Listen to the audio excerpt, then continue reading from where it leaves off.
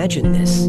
You inherit a throne, a legacy, an empire, everything a lesser mind would kill for. But the shadows of the past loom like giants, their footsteps echoing in your every move. The harder you strive to fill their shoes, the more you vanish beneath their weight. Why does greatness suffocate its successors? Why does the world crown you only to bury you alive? The answer lies in a law as ruthless as it is revelatory. Nietzsche warned, when you gaze long into the abyss also gazes into you. The same is true of towering legacies. They demand comparison, and comparison is a silent killer. Jung saw this as the shadow of the predecessor, an unconscious force that stifles originality.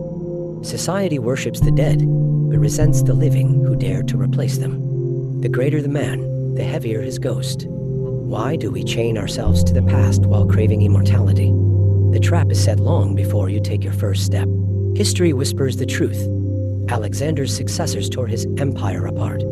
Steve Jobs' return to Apple nearly failed when he mimicked his own past. The brain craves familiarity, yet greatness demands rebellion. Cognitive dissonance festers when you walk a path already carved. Every achievement feels borrowed, every victory hollow. The masses, addicted to nostalgia, will punish you for not being the ghost they worship. The more you try to inherit power, the more power inherits you. Who controls whom? The escape lies in deliberate defiance. Caesar crossed the Rubicon to erase Pompey's shadow. Picasso abandoned realism to bury the old masters. Nietzsche's Bermensch creates new values. He does not inherit, he obliterates. Study the giants, then set them aflame. Let their ashes fertilize ground only you can walk. The key? Replace imitation with annihilation of expectation. Your power grows where their legacy ends. Why inherit a crown when you can forge a throne from the wreckage of memory? Here is the iron paradox. True power lies not in filling empty shoes, but in leaving none to fill.